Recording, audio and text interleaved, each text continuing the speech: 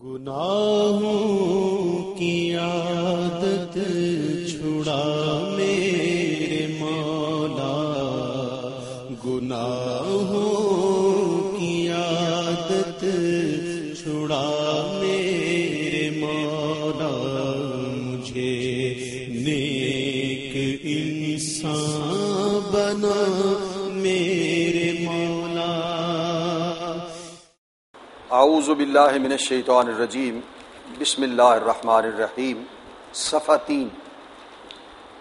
ہیں آج کیوں ذلیل؟ امت مسلمہ کی ساری تاریخ وغیرہ اس سے گزر کر اب ہم یہاں آ گئے کہ آج ہم ذلیل کیوں ہیں۔ یہ ایک شعر کے الفاظ ہیں جس سے اس شعر کی طرف اشارہ ہے۔ ہیں آج کیوں ذلیل کے کل تک نہ تھی پسند، گستاخی فرشتہ ہماری جناب میں۔ کبھی یہ انسان کا مقام تھا اور کبھی آج ہم مسلمان جو اللہ اور اس کے رسول صلی اللہ علیہ وسلم کے نام لیوا ہے، وہ دنیا میں ذلت اور رسوائی سے دوچار ہے۔ تو اس کی وجہ کیا ہے؟ 22 جنوری 1993 کو نیو جرسی اسٹیٹ کے ایک شہر میں خطاب جمعہ کے لیے ذہن تانا بانا بننے میں مصروف تھا کہ اچانک بجلی کوندنے کے سے انداز میں یہ تلخ حقیقت سامنے آئی کہ ہم سورۃ البقرہ کی آیت 61 میں وارد شدہ الفاظ ضربت علیہم الذلۃ والمسکنۃ وباءوا بغضب من اللہ، ان پر ذلت اور مسکنت تھوپ دی گئی اور وہ اللہ کے غضب میں گھر گئے کو پڑھتے ہوئے اطمینان سے گزر جاتے ہیں، اس لیے کہ یہ الفاظ یہودیوں کے بارے میں وارد ہوئے ہیں۔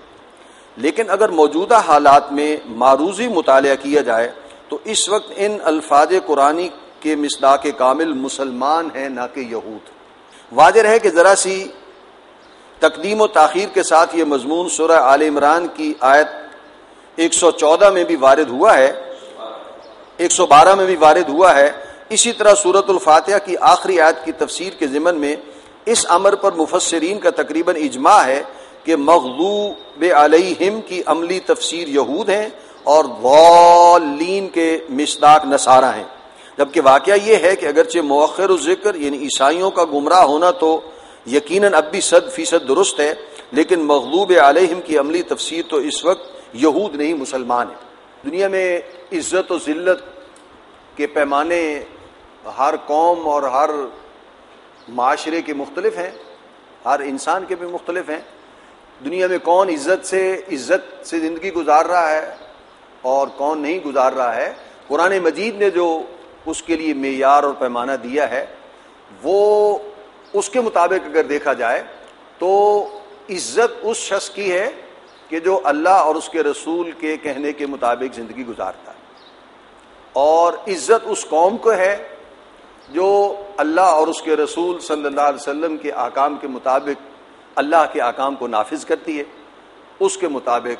فیصلے کرتی ہے، اس کے مطابق پورے ملک کو لے کر پوری اجتماعیت کو لے کر چلتی ہے۔ اس اصول کے مطابق دیکھیں اور آج کی دنیا کو دیکھیں تو دنیا میں کسی ایک ملک میں بھی اسلام نافذ نہیں ہے۔ انفرادی طور پر ہو سکتا ہے کوئی آدمی دین پر چلنے کی وجہ سے اللہ تعالیٰ نے اسے عزت دے رکھی ہو اور وقار دے رکھا ہو اور سکون دے رکھا ہو، اس میں کوئی شک نہیں ہے۔ افراد تو اچھے رہتے ہی ہیں، جب برے سے برے معاشرے میں بھی اچھے افراد ہوتے ہیں۔ ہم جب مکی معاشرے کا ذکر کرتے ہیں، جب رسول اللہ صلی اللہ علیہ وسلم تشریف لائے تو اس وقت اللہ کے رسول صلی اللہ علیہ وسلم تو اللہ کے رسول ہی تھے، لیکن عشرہ مبشرہ کے افراد جو تھے ایمان لانے سے پہلے بھی وہی موجود تھے نا۔ حضرت ابوبکر بھی وہی تھے، حضرت طلحہ، حضرت زبیر، حضرت عثمان، حضرت سعد بن وقاص، عبد الرحمن بن عوف رضوان اللہ تعالی علیہم اجمعین وہی تھے۔ تو انفرادی جو کامیابی ہے اور انفرادی فلاح ہے، بہرحال وہ تو ان کو کسی نہ کسی درجے میں پہلے میسر تھی، اللہ نے توفیق دے دی اسلام کی۔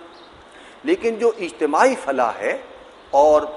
ملکوں کی سطح پر اور اجتماعی سطح پر امت مسلمہ کی حیثیت سے فلاح ہے، وہ آج دنیا میں مسلمانوں کو میسر نہیں۔ وہ حدیث آپ سب جانتے ہیں، متن آپ کے ذہن میں ہوگا، ان اللہ یرفع بہذا الکتاب اقواما ویضع بہ آخرین۔ تو آج امت مسلمہ جو ہے وہ کسی رفعت اور کسی بلندی کا نقشہ تو نہیں پیش کر رہی، ذلت اور رسوائی کا نقشہ پیش کر رہی ہے۔ جبکہ قرآن مجید میں جب ہم ان آیات کا جو ابھی حوالہ آیا پڑھتے ہیں اور ہماری زبان پر ہے کہ یہود جو ہے ایک مغضوب علیہم قوم ہے. عملاً دیکھا جائے تو صورتحال مختلف ہے. آج ہم مسلمان دنیا میں دنیاوی پیمانوں کے اعتبار سے افراد کو پھر چھوڑ دیجئے، اجتماعی سطح پر ہم اللہ کے نزدیک سب سے زیادہ یعنی اللہ کی ناراضگی کی گرفت میں آئے ہوئے ہیں اور اللہ کے عذاب کی گرفت میں. اس میں سے کیسے نکل سکتے ہیں اور کب نکل سکتے ہیں ایک الگ موضوع ہے، لیکن بہرحال اس وقت امت مسلمہ اللہ تعالیٰ کی ناراضگی کا نشانہ بنی ہوئی، اس کی وجوہات بھی اپنی جگہ پر. تو اس وقت ایک سوالیہ نشان کے طور پر، جیسے عنوان میں ایک سوالیہ نشان لگا ہوا ہے آج کیوں ذلیل،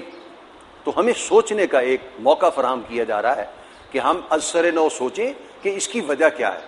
اور اگر سوچیں گے تو یہ بات بھی اللہ کرے گا سمجھ میں آ جائے گی کہ پھر اس کا مداوع کیا ہو سکتا ہے، اس سے نکلنے کی سبیل کیا ہو سکتی ہے. ذرا غور فرمائیے کہ یہودی اس وقت پوری دنیا میں کل 14 ملین یعنی 1,40,00,000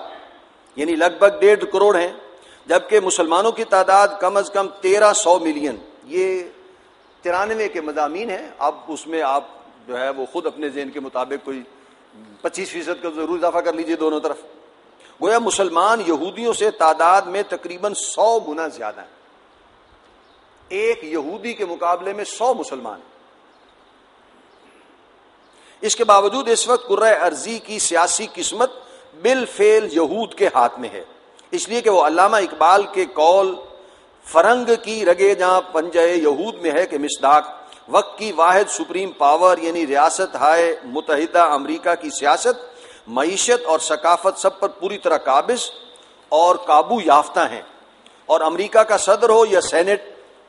اور کانگریس ہو یا پینٹاگون، سب ان کے اثر و رسوخ اور بالخصوص ذرائع ابلاغ پر ان کے کنٹرول کے آگے بے بس ہیں. دوسری طرف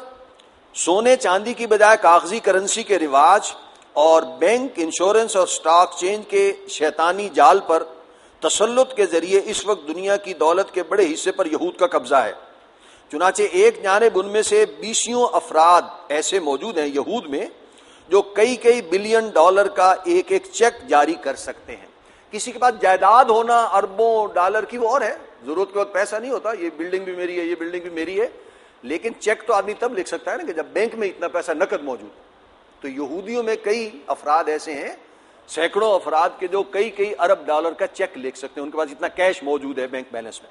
تو دوسری جانب عالمی اقتصادیات کا لیور یا ہینڈل ان کے ہاتھ میں ہے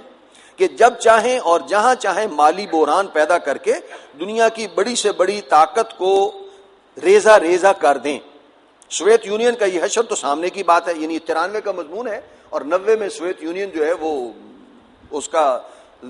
شکست ریخ سے دوچار ہو گیا تھا. سوویت یونین کا یہ حشر تو سامنے کی بات ہے ہی. جیسے ہی صہیونیوں نے محسوس کیا کہ امریکہ ان کی راہ میں رکاوٹ بن رہا ہے، وہ آنن فانن یہی معاملہ ریاست ہائے متحدہ امریکہ کے ساتھ بھی کر سکتے ہیں، اور غالباً وہ وقت اب زیادہ دور بھی نہیں ہے، واللہ عالم. بہرحال 17-18 سال گزر چکے ہیں، اللہ کرے کہ جلدی آ جائے یہ وقت، ہمیں اس کا انتظار ہے، اس کے لیے دعا ہے بلکہ ہماری. یہ سٹاک ایکسچینج کے ذریعے تباہی ہے. جو حضرات بھی بزنس سے یا متعلق ہیں یا اخبارات پڑھتے ہیں، یہ سٹاک ایکسچینج کی جو خبریں آتی ہیں کہ کراچی کا سٹاک ایکسچینج بیٹھ گیا اور ایسے ہو گیا اور کروڑوں ڈالر ڈوب گئے، اربوں ڈالر لوگوں کے جو ہے وہ ضائع ہو گئے، تو وہ کوئی ہے پیچھے ہاتھ جو سٹاک ایکسچینج میں ذرا سا پیسہ ڈال کر وہ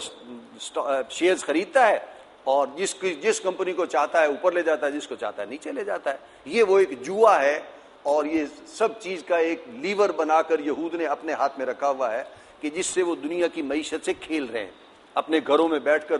بس صرف ٹی وی اسکرین پر وہ بیٹھ کر چیزوں کو دیکھتے ہیں اور بٹن دباتے ہیں اور کسی ملک کو اوپر اور کسی کو نیچے کر دیتے ہیں. یہود کا یہ سیاسی اور معاشی اثر و نفوذ تو ذرا پس پردہ اور عام لوگوں کی نگاہوں سے مخفی ہے، لیکن امت مسلمہ سے تقابل کے اعتبار سے یہ حقیقت کو اظہر من الشمس ہی ہے کہ عالم اسلام خصوصاً عالم عرب کے سینے میں اسرائیل کا خنجر بالفعل پیوست ہے. واضح رہے کہ دریائے اردن کے مغربی کنارے، گولان کی سطح مرتفع اور غزہ کی پٹی، جس کا آج کل بھی خبروں میں کافی تذکرہ آ رہا ہے، غزہ کی پٹی سے قطع نظر جس پر 1967 کی جنگ میں اسرائیل قابض ہوا. 1948 میں جو ابتدائی اسرائیل وجود میں آیا تھا اس کی صورت واقعتاً بالکل ایک خنجر کی سی ہے. یعنی پرانا نقشہ ذہن میں ہو، جو 48 میں اسرائیل وجود میں آیا تھا تو واقعی ایک خنجر اوپر سے ذرا چوڑا ہے اور نیچے بالکل ایک نوک سی بنتی ہے. یہ خنجر کی شکل ہے جو عالم اسلام کے سینے میں پیوست ہے. اس پر مستداد یہ کہ دیکھنے والی نگاہیں دیکھ رہی ہیں کہ وسیع تر اسرائیل بھی بالقوہ وجود میں آ چکا ہے، اس لیے کہ دنیا اسلام بالخصوص عالم عرب میں کوئی طاقت ایسی موجود نہیں ہے جو اس کے قیام کی راہ میں مزاحم ہو سکے. یہ بالکل دوسری بات ہے کہ سیمونیوں کی اپنی حکمت عملی ابھی اپنے آخری اقدام کے ضمن میں قدر تاخیر کی متقاضی ہو. اسرائیل کا قیام 1948 میں مئی 1948 میں عمل میں آیا. اس سے نصف صدی پہلے 1897 میں یہودیوں کی ایک بہت بڑی کانگریس ہوئی تھی سوئٹزرلینڈ میں. باسل اس کا شہر ہے، اس میں انہوں نے مل کر دنیا کے حالات کا جائزہ لیا تھا کہ اب حالات یہاں تک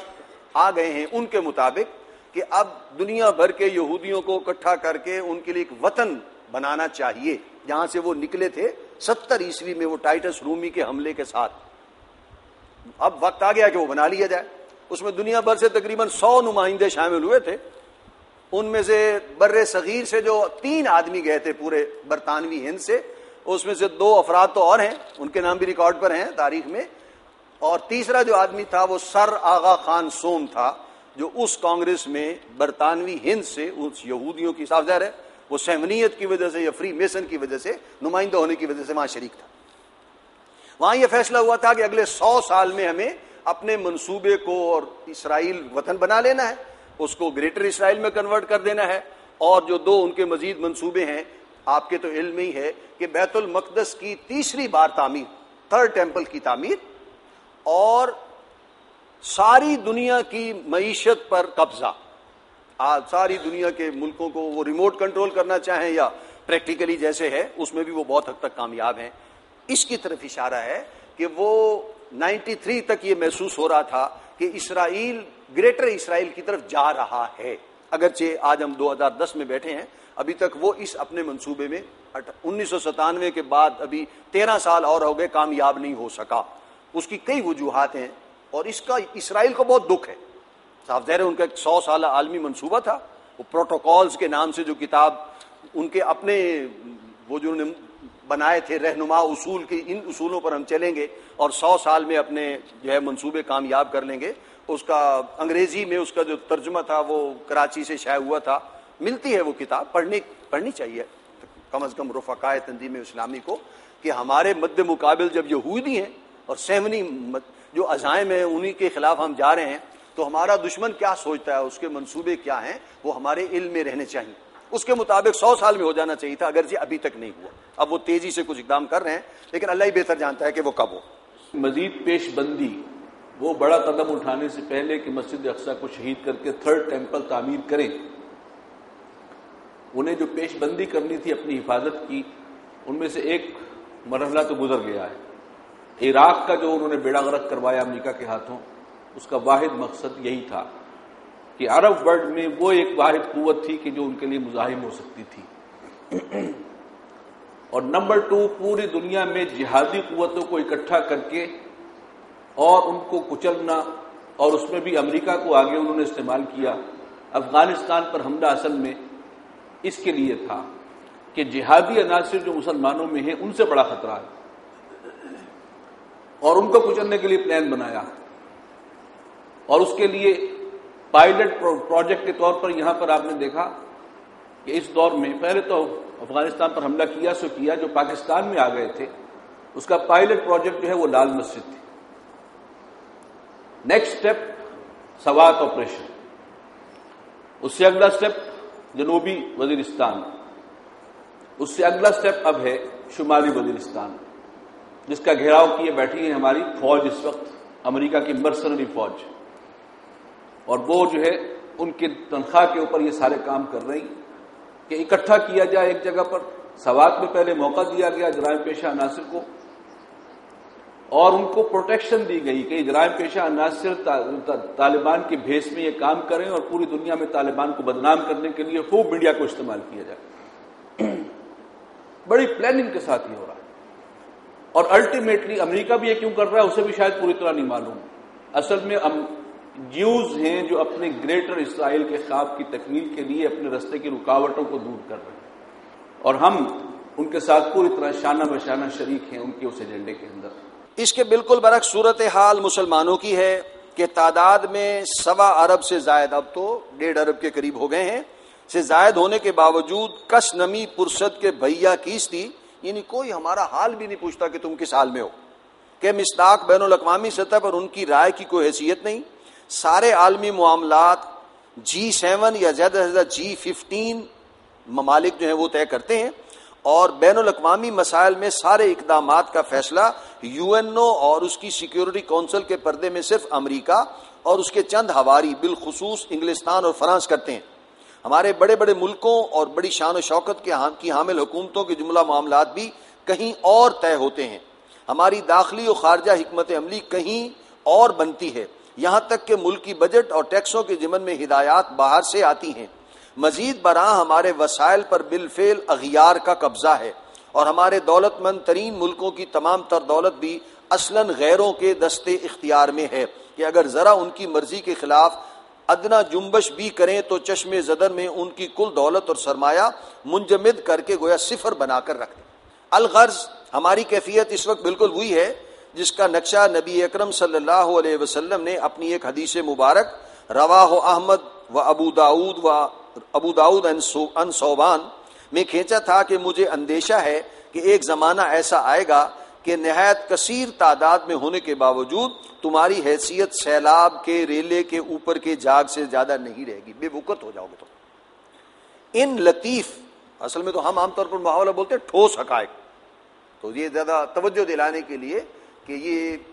ذرا چھپے ہوئے ہیں اور نگاہوں سے اوجھل ہیں، توجہ عام طور پر نہیں ہوتی. ان لطیف حقائق پر مستضاد یہ تلخ واقعات تو نگاہوں کے عین سامنے موجود ہیں کہ مغرب ہو یا مشرق، اس وقت ساری دنیا میں مسلمان شدید ترین مصائب و آلام سے دوچار ہیں. چنانچہ مشرق میں بھارت اور کشمیر اور مغرب میں بوسنیا ہرزگوینیا تو بالفعل ہو گیا مانند آب ارزاں مسلمان کا لہو کا نقشہ پیش کر رہے ہیں. آج یہ نگاہوں سے اوجھل ہو گیا. 17-18 سال پہلے بوسنیا اور ہرزگوینیا کا زخم ابھی تازہ تھا، اور وہ سیمونی قوت جو ہے وہ یورپ میں کسی مسلمان ملک اور مسلمانوں کی کسی آبادی کو برداشت کرنے کو تیار نہیں تھی. انہوں نے صفایا کر کے ہی دم لیا ہے. اب وہاں کچھ آرام ہے کہ ان کے حساب سے وہاں مسلمانوں کا خاتمہ ہو چکا ہے. باقی عالم اسلام بھی یا تو افغانستان اور تاجکستان کی طرح خانہ جنگی کے عذاب میں مبتلا ہے، یا سورہ نحل کی آیت 112 میں وارد شدہ الفاظ لباس الخوف والجوع کے مطابق بھوک اور خوف کے لباس میں ملبوس نظر آتا ہے. اور جہاں بظاہر ان دونوں میں سے کوئی صورت موجود نہیں ہے بلکہ دولت کی ریل پیل اور عمارتوں کی شان و شوکت یورپ ہی نہیں امریکہ کا مقابلہ کرتی نظر آتی ہے، وہاں بھی ذلت اور مسکنت کی یہ صورت بتمام و کمال موجود ہے کہ بین الاقوامی سطح پر نہ عزت ہے نہ وقار. یہ مڈل ایسٹ اور سعودی عرب کا معاملہ، کویت کا معاملہ ہے کہ پیسہ بہت ہے، عمارتیں بہت ہیں، ترقی بہت ہے. شاید امریکہ کو بھی وہ وہاں کی ترقی کو بھی چکا چوند کرتی ہے، یہ اس کو بھی پیچھے چھوڑ گئی ہے وہاں کی عمارات اور وہاں کی جو تجارتی سرگرمیاں ہیں، لیکن عزت نام کی کوئی چیز نہیں. لیکن بین الاقوامی سطح پر نہ عزت ہے نہ وقار، اور خود داخلی سطح پر بھی حقیقی آزادی حاصل ہے نہ واقعی اختیار. چنانچہ ایک جانب ذلت کی انتہا یہ ہے کہ مغرب کے اخبارات و جرائد میں ان دولت مند ترین مسلمانوں کا تذکرہ بالعموم تمسخر اور استہزاء کے ساتھ ہوتا ہے، تو دوسری جانب مسکنت اس حد تک پہنچ چکی ہے کہ بھارت میں بابری مسجد کے گرائے جانے پر 50 سے زائد نام نہاد مسلمان ملک حکومتوں میں سے کسی ایک کو بھی یہ جرت نہیں ہوئی کہ بھارت کی حکومت سے یہی کہہ سکتی کہ اگر مسجد فی الفور دوبارہ تعمیر نہ کی گئی تو ہم سفارتی یا اس سے بھی کم تر درجہ میں تجارتی تعلقات منقطع کر لیں گے. دسمبر 92 کی بات ہے کہ وہ بابری مسجد گری تھی. یہ 93 کے مضامین ہے، اس وقت کی بات تازہ تھی کہ کسی ایک مسلمان ملک نے بھی دھمکی بھی نہیں دی. عمل کرنا تو دور کی بات ہوتی ہے. 50 سے زائد مسلمان ملک ہیں، اس میں عرب تو بہت اہمیت رکھتے ہیں، ان کا تو تیل سپلائی ہوتا ہے، اور اس طرح اگر وہ دھمکی دے دیتے تو شاید اثر بھی ہو جاتا، لیکن کسی نے دھمکی دینا بھی گوارا نہیں کی، اس رخ پر سوچا ہی نہیں. اسی سے آگے بڑھ کر معاملات جو ہوئے ہیں، قرآن مجید کی انتہا درجے میں توہین، گوانٹنامو بے ہو یا بیگرام ایئر بیس ہو، ابو غریب جیل، پوری دنیا میں مسلمانوں نے احتجاج کیا، لیکن مسلمان ملکوں کو، حکومتوں کو توفیق نہیں ہوئی کہ اس پر کوئی سٹینڈ لے سکے۔ نبی اکرم صلی اللہ علیہ وسلم کے تمسخر آمیز خاکے بار بار وہ چھاپ رہے ہیں اور بار بار مسلمانوں کے زخموں پر نمک چھڑک رہے ہیں، لیکن ہماری کسب و پرسی اور بیچارگی اور بزدلی کا یہ عالم ہے کہ ہماری حکومتوں کو یہ توفیق نہیں ہو سکی کہ ہم سفارتی تعلقات منقطع کریں اور تجارتی روابط ختم کریں۔ یہ اسی رخ پر سفر جو ہے وہ آگے بڑھ چکا ہے اس سے۔ گویا عزت و وقار کے ساتھ ساتھ غیرت ملی کا جنازہ بھی نکل چکا ہے، اور 1.25 ارب سے زیادہ افراد پر مشتمل عالمی ملت اسلامیہ اس وقت بالفعل حمیت نام تھا جس کا گئی تیمور کے گھر سے کا نقشہ پیش کر رہی ہے۔ تو سوچئے کہ الفاظ قرآنی ضربت علیہم الذلۃ والمسکنۃ وباؤوا بغضب من اللہ، یعنی ان پر ذلت اور مسکنت مسلط کر دی گئی اور وہ اللہ کے غضب میں گر گئے کہ مصداق اس وقت ہم نام نہاد مسلمان ہیں یا یہود۔ آگے بڑھنے سے قبل اس خیال کے تحت کہ مبادہ مایوسی اور بددلی کے سائے زیادہ گہرے ہو جائیں، یعنی مایوسی ہو جائے آپ کو اور بددلی سی ہو کہ یہ کیا نقشہ پیش کیا جا رہا ہے، حالانکہ ہے تو یہ حقیقت، اور مبادہ کسی کے دل میں یہ وسوسہ پیدا ہو جائے کہ قرآن کے بیان میں کسی شک و شبہ کی گنجائش ہے، یہ حقیقت بیان کر دینی ضروری ہے کہ موجودہ صورتحال مستقل نہیں عارضی ہے اور مستقبل میں بالکل برعکس ہو جائے گی۔ چنانچہ قرآن حکیم میں قوموں اور امتوں کے عروج و زوال کے جو اصول اور عذاب الہی کا جو فلسفہ بیان ہوا ہے اور اس پر مستضاد احادیث نبویہ علی صاحب الصلاۃ والسلام میں قرب قیامت کے جو حالات و واقعات اور یہود و نصارہ اور مسلمانوں کے مابین آخری آویزش اور مار کا آرائی کے ضمن میں جو پیشین گوئیاں وارد ہوئی ہیں، ان کے مطابق یہود پر بہت جلد عذاب استیصال یعنی جڑ سے اکھیڑ پھینکنے والا عذاب نازل ہوگا۔ اس اصطلاح کی وضاحت بعد میں ہوگی، اور وہ عظیم تر اسرائیل جس کے خواب وہ عرصے سے دیکھ رہے ہیں اگرچہ ایک بار قائم تو ہو جائے گا، لیکن بالآخر وہی ان کا عظیم ترین اجتماعی قبرستان بنے گا۔ دوسری جانب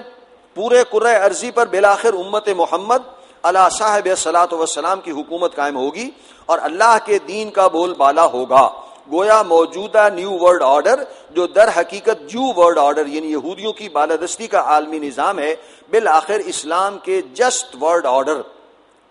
یعنی خلافت علی منہاج النبوہ کے عدل و قسط پر مبنی عالمی نظام میں تبدیل ہو کر رہے گا۔ چنانچہ صحیح مسلم میں حضرت ثوبان رضی اللہ تعالیٰ عنہ سے روایت ہے کہ نبی اکرم صلی اللہ علیہ وسلم نے فرمایا، ان اللہ زوالی الارض فرأیت مشارقها ومغاربها وان امتی سیبلغ ملکها ما زوی لی منها۔ اللہ نے مجھے پوری دنیا کو لپیٹ کر دکھا دیا،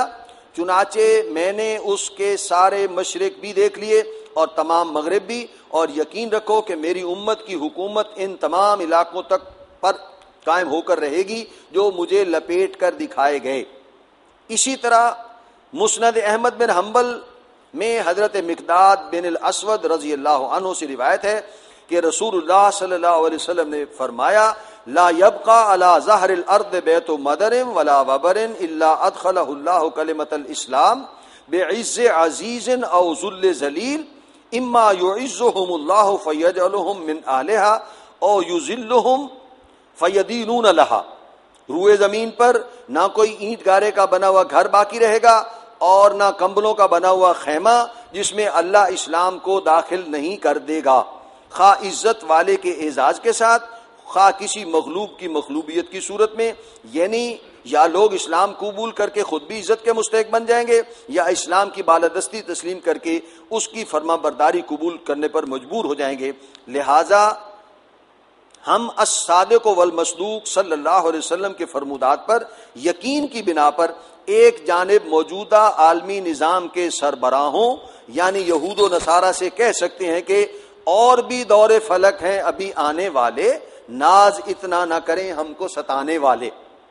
اور دوسری جانب معروضی حالات کے مطالعے اور مشاہدے کے باعث جب امید کا دامن ہاتھ سے چھوٹتا محسوس ہو اور مایوسی کے سائے زیادہ گہرے ہونے لگے تو